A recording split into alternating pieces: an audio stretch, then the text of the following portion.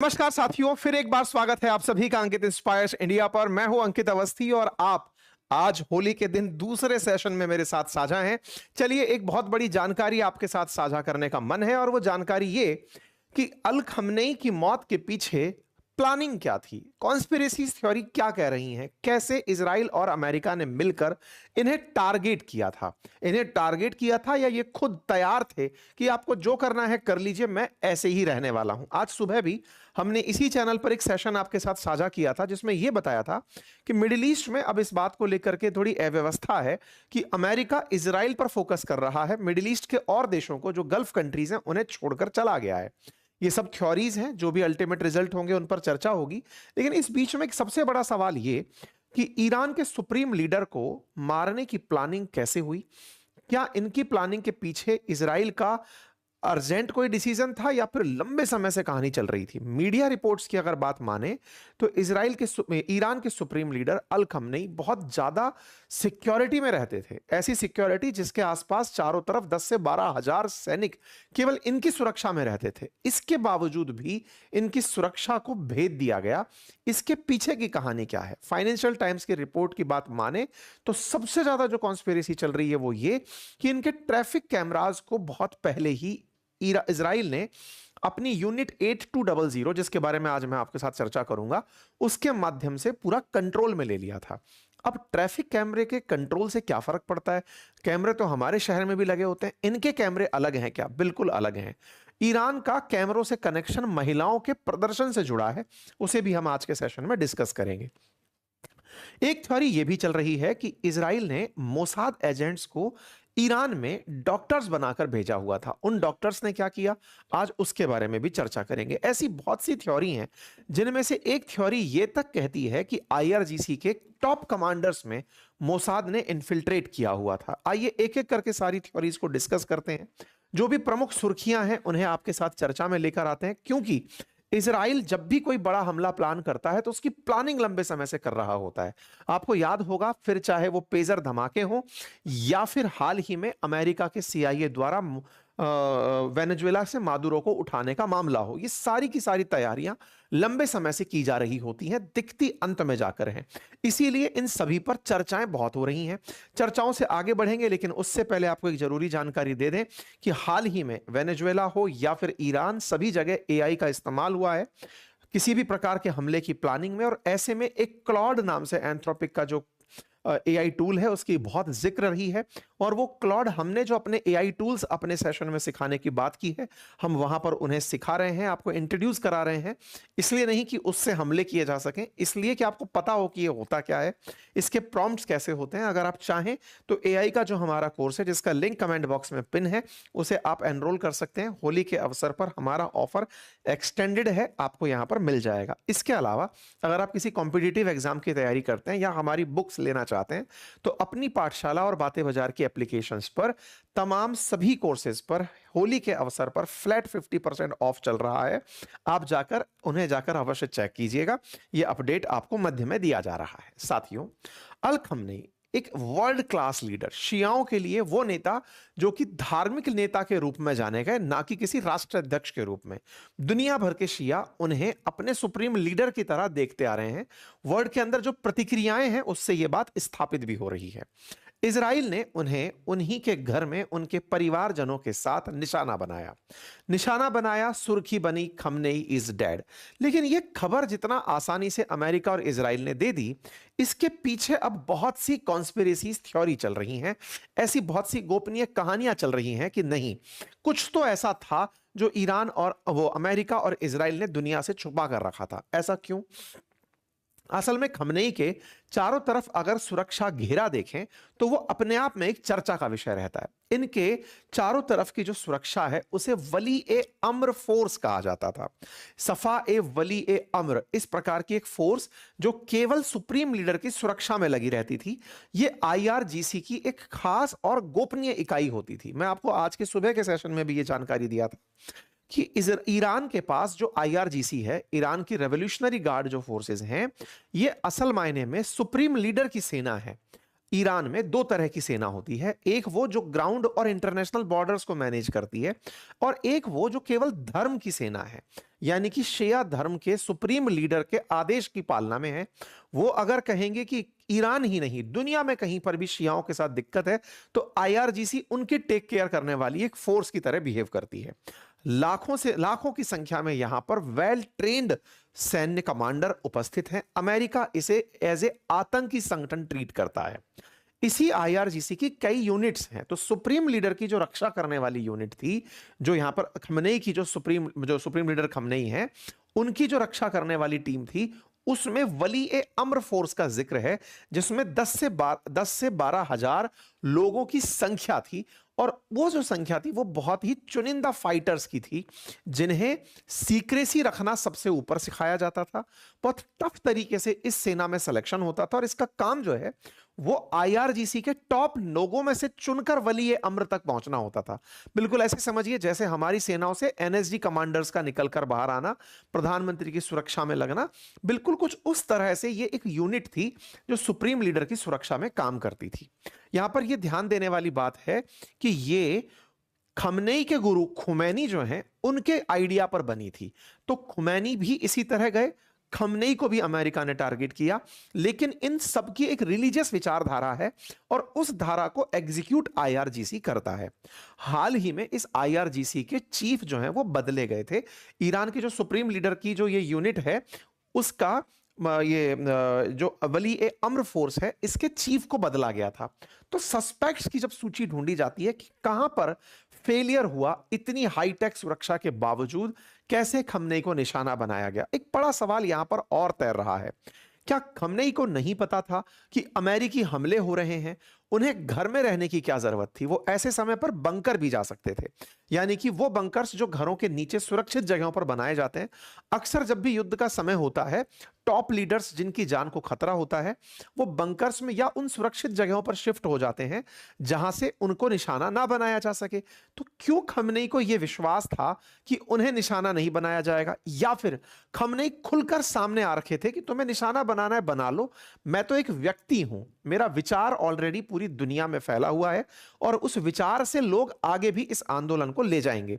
ऐसा इसलिए कहा जा रहा है कि जनवरी 22 का खमनेई का एक वीडियो वायरल है। वीडियो से क्या मतलब है, उनका एक नोट है जो वीडियो बन चुका है अब, जिसमें उन्होंने अपने पूरे लीडर्स को बुलाकर यह कहा था कि इस धर्म की लड़ाई में हो सकता है कि नेताओं को टारगेट किया जाए, हो सकता है मेरा भी निशाना लगा दिया जाए, आपको मुझ तक नहीं रुकना है। डाउन द लाइन 4 उत्तराधिकारी डिसाइड करने हैं, मेरे बाद कौन होगा, उसके बाद कौन होगा, उसके बाद कौन होगा। जैसे हमारे देश में होता है कि राष्ट्रपति नहीं तो उपराष्ट्रपति, उपराष्ट्रपति नहीं तो स्पीकर, स्पीकर नहीं तो न्यायाधीश, मतलब जो एक क्रोनोलॉजी होती है ना, बिल्कुल उस प्रकार से बोले ऐसी क्रोनोलॉजी बनाकर चलो कि लीडरशिप कौन देगा। ये तैयारियां वो पहले से कर रहे थे, उन्हें ऑलरेडी 86 रनिंग थे और उन्हें यह पता था कि मुझे जो जनजागृति फैलानी है वो मैं फैला चुका हूं, मुझे डरने की कोई जरूरत नहीं है। खैर, ये सब अब उनके पीछे से रह गई बातें हैं। तो वो बातों में से एक बात यह भी निकलकर आती है। बातों में बात यह कि खमनेई का कद इतना ऊंचा था कि सेना के जितने भी कमांडर्स होते थे वो उनके सामने बराबर की चेयर पर भी नहीं बैठते थे। खमनेई का कद इतना ऊंचा था कि यहां के राष्ट्रपति भी इनके सामने जमीन पर बैठा करते थे। इसका मतलब खमनेई सर्वोच्च लीडर ना केवल देश में थे बल्कि धर्म के लिए भी सुप्रीम लीडर के रूप में थे। अब इनके लिए सबसे बड़े दुश्मन ये थे। क्यों? क्योंकि इनका मानना था कि इनकी विचारधारा जो शिया धर्म को लेकर है और यहूदियों को लेकर जो है, उस विचारधारा से इजराइल को और अमेरिका को दिक्कतें हैं।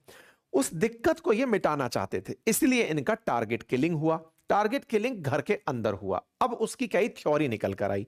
सबसे पहली थ्योरी निकल कर आई टूथ फेरी थ्योरी। इसमें कहा गया कि इजराइल ने अपने बहुत से एजेंट्स जो मोसाद एजेंट्स थे और अमेरिका की सीआईए ने अपने बहुत से एजेंट्स को डॉक्टर बनाकर, यहां पर डेंटिस्ट और डॉक्टर बनाकर भेजा हुआ था। उनका काम था कि ईरान के जितने भी टॉप ऑफिशियल्स हैं, अगर उनके दांत में कोई दिक्कत है तो उनका आरसीटी करते समय, उनके दांत का इलाज करते समय वहां पर बग के रूप में अपना वो लोकेशन डिटेक्टर डाल देना ताकि उनको ट्रैक किया जा सके। दो थ्योरीज यहां पर निकल कर आई हैं कि डॉक्टर्स के माध्यम से आरसीटी करके दाढ़ में ही उनके यहां पर चीजें डाल दी गई। दूसरा, उनके पेट में ही अगर किसी का पेट की कोई सर्जरी हुई है तो वहां पर भी डिवाइसेस पुट कर दी गई। ये जानकारी थ्योरी के रूप में चल रही है और इस थ्योरी को उठाया गया है बहुत सारे ऐसे लोगों ने जो पहले भी कोई ना कोई थ्योरी को प्रूव करवाने में मदद कर चुके हैं। खैर, कॉन्स्पिरेसी थ्योरी की सबसे कमजोर थ्योरी ये लगी थी, इसलिए मैंने सबसे पहले इसे रख दिया। दूसरी थ्योरी जो निकल कर आती है वो थ्योरी है खुद खमनेई के चारों तरफ के जो लोग हैं उनके ऊपर शक करने वाली थ्योरी। उस थ्योरी में बहुत दम है। एक कॉन्स्पिरेसी थ्योरी इस समय बहुत तेजी से फैल रही है जिसमें इस्माइल कानी का जिक्र किया जा रहा है। इस समय की सबसे ज्यादा चर्चित सुर्खियों में इस्माइल कानी का नाम आ रहा है। ये इस्माइल कानी कौन है? तो देखिए, जैसे आईआरजीसी के बारे में मैंने बताया ना, ईरान के रेवोल्यूशनरी गार्ड जो कि सुप्रीम लीडर की फोर्स है जिसमें लाखों लोग हैं, जो कि ईरान की फोर्सेस से अलग बिहेव करती है, उस आईआरजीसी के अंदर भी एक टॉप कमांड है, उसका नाम है कुर्द कमांड। अब ये कुर्द कमांड क्या करती है? ये कई जैसे मोसाद काम करती है इजराइल के लिए, ऐसे कुद्स जो है वो ईरान के लिए काम करती है। दुनिया में कहीं भी ईरान का काम करके आना है तो कुद्स फोर्सेस करती हैं, चाहे वो लेबनान के अंदर हिजबुल्लाह की मदद करनी हो या हमास की मदद करनी हो, हूतियों की मदद करनी हो, सब तरफ कुद्स फोर्सेस का सबसे ज्यादा स्पाई नेटवर्क तेजी से फैलता है। तो कुद्स फोर्सेस के हेड हैं इस्माइल कानी। इस्माइल कानी को नियुक्त किया गया था 2020 में। अब इस्माइल कानी के ऊपर इन दिनों डाउट हो रहा है।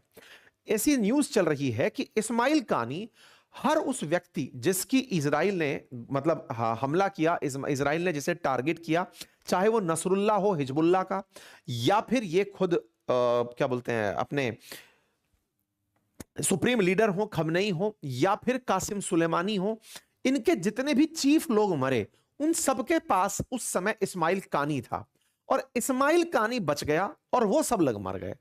अभी जो जानकारी निकल कर आ रही है वो ये कि सुप्रीम लीडर के घर पर इस्माइल कानी प्रेजेंट था, लेकिन जब हमला होने वाला था उससे कुछ पहले ही इस्माइल कानी वहां से निकलकर चला गया था। अब सोचने वाली बात यह है कि आईआरजीसी के कुद्स फोर्सेस का टॉप कमांडर, जिसके ऊपर अब शक उठ रहा है, चर्चा इस तरह से चल रही है कि इन्हें पूछताछ के लिए बुलाया गया है। आप इसको ऐसे समझिए, इस्माइल कानी वो व्यक्ति है जिसके ऊपर पहले भी संदेह रहा है। बीच में ऐसी सुर्खियां आई थी कि इसे मार दिया गया है, लेकिन ये बच गया था और इसके ऊपर सवाल जवाब होने शुरू हुए थे जब हसन नसरुल्लाह मरा था, हिजबुल्लाह का जो चीफ था। जब वो मरा था तो ईरान में इसके साथ पूछताछ की गई थी कि यार तुम तो नसरुल्लाह के साथ थे, तुम कैसे बच गए। उस पूछताछ वाले व्यक्ति को पिछले साल जब लेबनान के अंदर नसरुल्लाह मरा, मतलब 1-1.5 साल पहले, उस व्यक्ति के ऊपर अब सबसे बड़ा शक है कि वो जो इनकी गुप्तचर एजेंसीज का चीफ था, कहीं वही तो कॉम्प्रोमाइज नहीं था, कहीं वही तो मोसाद और सीआईए के एजेंट के रूप में काम नहीं कर रहा था। यह बात इसलिए कही जा रही है कि कहते हैं कि इजराइल की जो मोसाद है और अमेरिका की सीआईए है, इन्होंने ईरान में अपना सबसे जबरदस्त स्पाई नेटवर्क बनाया हुआ है और ऐसा नेटवर्क कि इनकी टॉप ऑफिशियल्स भी इजराइल के लिए काम करते हैं। तो बोले ऐसे में संभव है कि इस्माइल कानी वो व्यक्ति रहा हो और इसी वजह से खबरें बन रही हैं। अब इनकी सत्यता का प्रमाण तो खुद ईरान आकर देगा। खबरें हैं कि इनके साथ पूछताछ की जा रही है। कई जगह तो ये तक जानकारी आ रही है कि इन्हें कस्टडी में डाल दिया गया है। हालांकि हम इसकी सत्यता प्रमाणित नहीं करते। सोशल मीडिया के दौर में किसी भी खबर को जब तक स्टेट मीडिया कंफर्म ना कर दे, सरकारी मीडिया कंफर्म ना कर दे, हम उसकी क्रेडिबिलिटी नहीं लेते। ठीक है साहब, आगे बढ़ते हैं। एक और कॉन्स्पिरेसी थ्योरी, इनमें से कुछ तो रहा होगा। ये वो वाली बात है कि जंगल में अगर आग लग, धुआं उठ रहा है तो आग तो लगी होगी, तो धुआं वहां से सिग्निफाई होता है। बिल्कुल। एक और खबर जो निकलती है वो ये कि इनके पास ना एक एप्लीकेशन है, उसका नाम है बड़े साबा प्रेयर ऐप। ये बड़े साबा प्रेयर ऐप की कहानी क्या है कि ईरान के अंदर लगभग 50 लाख लोगों के मोबाइल में बड़े साबा ऐप है। अब बड़े साबा ऐप क्या है? 5 टाइम के नमाजी जितने भी हैं ईरान में, उन्होंने अपने मोबाइल में इस रिलीजियस ऐप को इंस्टॉल किया हुआ है। ये ऐप उनके मोबाइल स्क्रीन पर एक कवर बनाकर चलता है, इन्हें इन्फॉर्म करता है और अजान की आवाजें पहले ही देता है कि अब आपके नमाज का समय हो गया है। कोई भी रिलीजियस अनाउंसमेंट होता है तो वो बड़े साबा ऐप से दिया जाता है। तो ईरान के अंदर जो रिलीजियस फिलॉसफी के लोग हैं, जो कि शिया मतावलंबी हैं, धर्म को मानने वाले जो लोग हैं, वो बड़े साबा ऐप को बहुत ही रिलीजियसली यूज करते हैं और उन्हें तमाम प्रकार की जानकारियां इससे मिलती हैं। अब इस ऐप से क्या मतलब है? जानकारी यह है कि इस ऐप को भी इजरायली हैकर्स ने हैक कर लिया था। असल में इजराइल के पास एक यूनिट है, उसका नाम है 8200। मोसाद के साथ काम नहीं करती, वो आईडीएफ के साथ काम करती है। ये बिल्कुल वैसे समझिए जैसे हमारी फोर्सेस के अंदर, जैसे हमारी अपने यहां पर RAW काम करता है, आईबी काम करता है, लेकिन एक डिफेंस का अपना इंटेलिजेंस यूनिट होता है, वो भी काम करता है।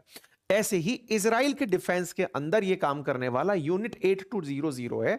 ये यूनिट 8200 के ऊपर आरोप ये है कि इस 8200 ने, आरोप तो क्या है, अब तो कॉन्स्पिरेसी थ्योरी का तमगा उसके ऊपर है कि उसने बदे साबा ऐप को हैक कर लिया था। अब इसके बारे में प्रमाण क्या है?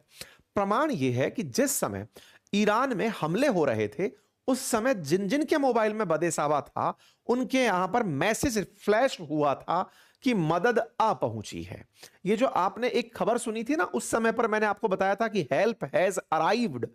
तो अमेरिकी हमले के समय ईरान के हर मोबाइल पर जिस जिस पर बदेशाबा था, वहां पर यह फ्लैश मैसेज आया, हेल्प हैज अराइव्ड। मतलब आपको याद होगा जिस समय प्रोटेस्ट हो रहे थे, उन प्रोटेस्टर्स ने अमेरिका से मदद मांगी थी, उस समय ट्रंप ने कहा था हेल्प ऑन वे। अब हेल्प ऑन वे के बाद अब मैसेज आ गया कि हेल्प हैज अराइव्ड। इसके अपने आप में सिग्निफिकेंस है। और खबर यह है कि यह हैक होने के साथ साथ इस ऐप ने उन टॉप लीडर्स की लोकेशन भी ऐप ट्रैकर्स को दे दी थी। बदेशाबा ऐप के ऊपर इसी प्रकार की थ्योरी चल रही है। यह थोड़ी और मजबूत थ्योरी बनी।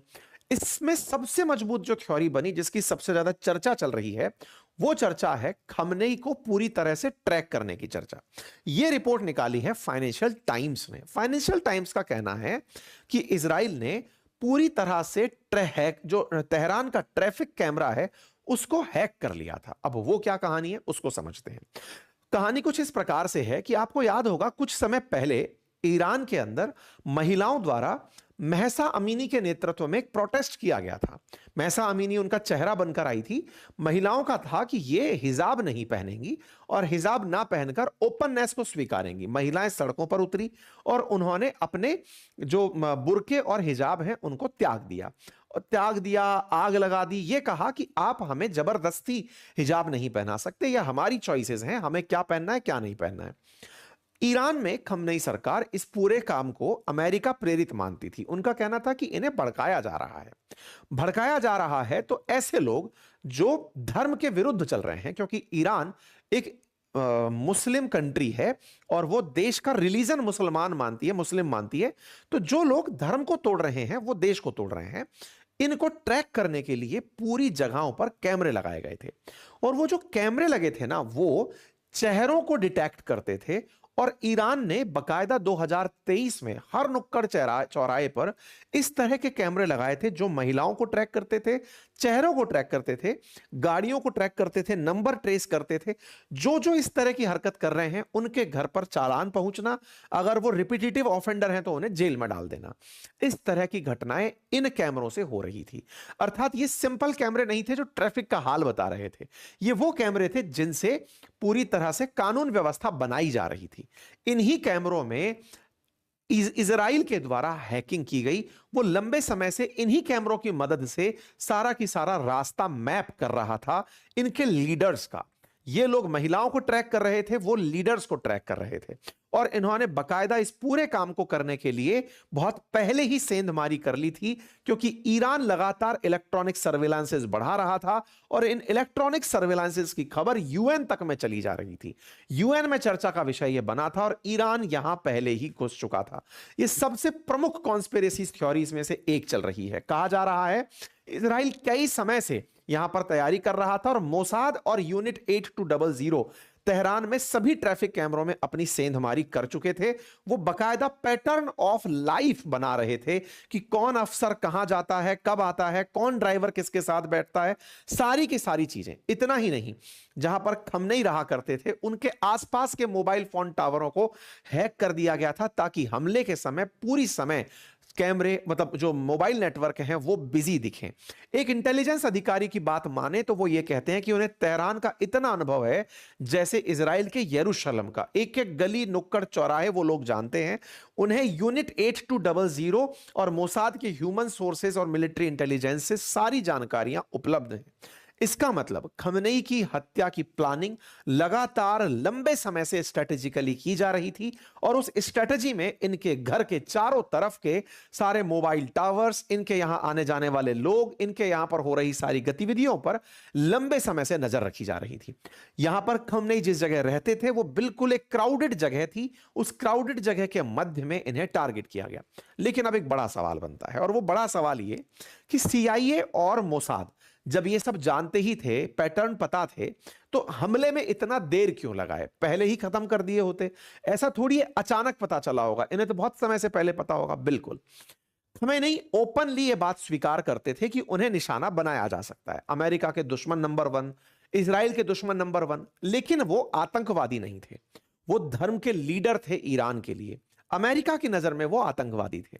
ऐसे में उनका यह मानना था कि अगर मैं छुपता हूं, बीच में एक खबर उड़ाई गई कि ईरान के टॉप लीडर्स भागने की तैयारी कर रहे हैं, रशिया जाकर छुपने की तैयारी कर रहे हैं। ईरान ने खमेनी के नेतृत्व में साफ किया कि वो मर जाएंगे लेकिन जगह नहीं छोड़ेंगे। उनका इस तरह से पब्लिक के बीचों बीच खुलेआम रहना, बिना किसी सुरक्षा के रहना, यह एक संदेश था ईरान के लोगों के लिए कि मैं इस पूरे नेतृत्व को लीड कर रहा हूं। उम्र हो चुकी है, आप लोगों को उत्तराधिकारी दिए जा चुके हैं। यह एक आंदोलन है जो मैं कर रहा हूं, मेरे जाने के बाद कुछ और लोग करेंगे, लेकिन मैं छुप करके आपके सामने कायर नहीं होना चाहता, शहीद होना चाहता हूं। यही हुआ। ईरान ने उन्हें शहीद करार दिया। ईरान के अंदर 40 दिन का राष्ट्रीय शोक है। ईरान में पब्लिक सड़कों पर है और उनके चाहने वाले सड़कों पर हैं। उनका मानना है कि अब आईआरजीसी खुद फैसला करेगी। जब तक सुप्रीम लीडर नहीं होंगे तब तक आईआरजीसी खुद फैसले लेकर के बदले लेगी। ऐसे में बड़ा सवाल यह है कि खमेनी को शुरुआत में ना मारकर अब मारना, कहीं अति आत्मविश्वास तो नहीं आ गया था अमेरिका और इजराइल में? उन्हें कहीं यह तो नहीं लगा था कि अब खमेनी डर गए हैं, पीछे हट गए हैं? क्योंकि हालात अब यहां से आगे जो फैल रहे हैं वो तब तक बढ़ते रहेंगे जब तक आईआरजीसी को अपना लीडर ना मिले, सुप्रीम लीडर के पद पर कोई व्यक्ति विधिवत रूप से आकर तैनात ना हो और उसके फैसले ना लागू हो। अमेरिका हालांकि अपनी एयरफोर्स और नेवल फोर्स के दम पर लगातार ईरान को कमजोर करने का प्रयास कर रहा है, लेकिन इसमें यह जानने वाली बात जरूरी है कि अमेरिका ग्राउंड फोर्सेस के मामले में ताकतवर नहीं है।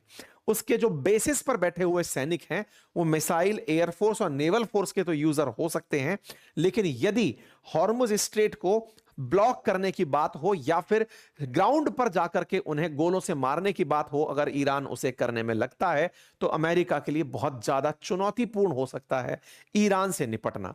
लगातार 8200 की चर्चाएं हैं कि इजराइल ने ईरान के अंदर जो अपना मकसद था वो पूरा किया, लेकिन ये ऐसा टारगेट नहीं था जिसके बारे में ये कहा जाए कि इसे ओसामा बिन लादेन की तरह पकड़ना था खमेनी को। नहीं, या ना ही ये पेजर धमाकों की तरह कॉन्स्पिरेसी थी। ये केवल बताने का तरीका है कि उन्हें पता था, और हर देश को जो गुप्तचर एजेंसी चलाते हैं उन्हें दूसरे लोगों के बारे में कंप्लीट जानकारी होती है, उनके सबके खुफिया लोग होते हैं।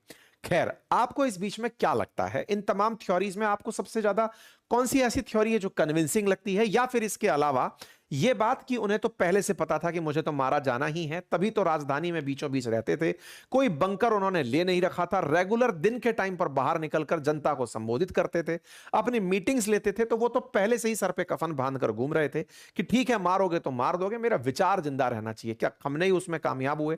क्या लगता है आपको? क्योंकि सुन्नी वर्ड से शियाओं की लड़ाई अलग चल रही है, अमेरिका के शियाओं से लड़ाई अलग चल रही है।